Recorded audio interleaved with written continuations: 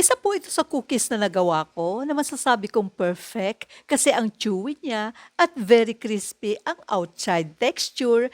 If gusto ninyong matutunan ang recipe ko, tara and bake with me! Sa recipe na ito, gagamit tayo ng all-purpose flour, cornstarch, baking soda, and mix very well and i-set aside muna.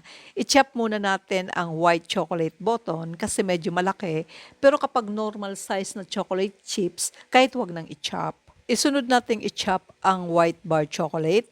Mga tira-tira ko po ito sa mga previous kong baking. And lastly, i-chop din po natin ang Oreo. Sa another bowl, maglagay ng 1 cup salted butter, white sugar, and light brown sugar. I-whisk po natin until creamy and glossy. Dahil creamy na, ilagay na natin ang eggs and i-mix lang natin until just combined. Pwede na rin nating ilagay ang flour mixture at gradually lang ang paglagay para hindi tayo mahirapan sa pag-mix.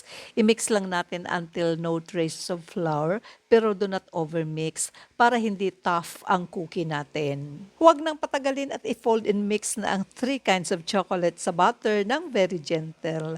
And lastly, i-fold and mix ulit natin ang Oreo, kailangan equally distributed po sa butter. Lagyan ng parchment paper ang baking pan and mag-scoop na tayo ng cookie butter at depende na sa inyo kung gaano kalaki ang gusto mong cookies. Then i-form na into a ball and ilagay sa tray. Just continue the process sa remaining dough. Before baking, i-chill muna natin ang nakakover sa fridge ng 30 minutes and after 30 minutes, pwede nang i-bake sa preheated oven na 190 degrees Celsius for 18 to 20 minutes. Ang minutes of baking is depende sa mga oven natin or sa laki ng cookies natin. O malamig na, timpla na ng kape or pwede na ang malamig na inumin at kainan na.